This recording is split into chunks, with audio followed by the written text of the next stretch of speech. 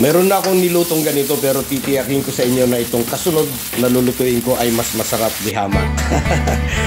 Pero kung bago ka lamang sa aking channel, paki-subscribe na at pindutin mo na rin yung bell para updated ka sa mga susunod nating mga video. Ang gagawin natin dito, ang ginawa ko pala ay nilinis ko lang yung isda, inalis ko yung mga palikpik at saka yung nandito sa dibdib niya, medyo matalas yan. Nako, baka mamaya kailangan nyo ng pusa pag kumain kayo at pumasok sa ngalangala mo yan. So, kailangan nating alisin. Ayan ang ating mga gagamitin. Simulan natin dito, combination ng asin, betsin at saka paminta. Ampalayang native, okra. Yan. Mayroon tayong pinitpit na bawang at saka sibuyas. At hindi mawawala sa isda ang luya, ang sili, at saka yung isdang dilat. Ay, dilat. Ganda. Okay, so ang gagawin natin dito ay babaguhin natin ng kaunti yung estilo. Ang gagawin natin ay igigisa natin ng kaunti.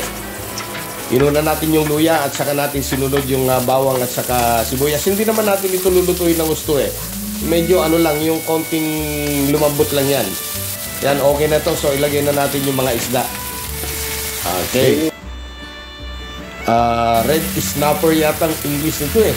Hindi ko alam. Basta isdang dilat daw. Baka magkamali na naman ako. So nilagay na rin natin yung siling haba, yung mga asin, betsin at saka yung paminta kanina. At saka sinunod din natin yung mga gulay. Nilagyan natin ng suka. Lagyan din natin ng tubig. Siyempre, para hindi matuyong kaagad.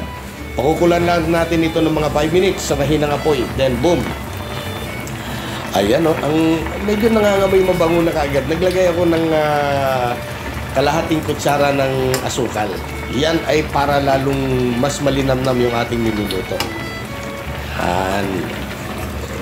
Okay.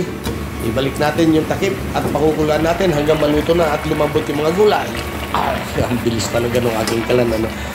Ayan. So, i-check muna natin yung lasa. Medyo malapot-lapot yung sabaw, mapansin nyo. Okay.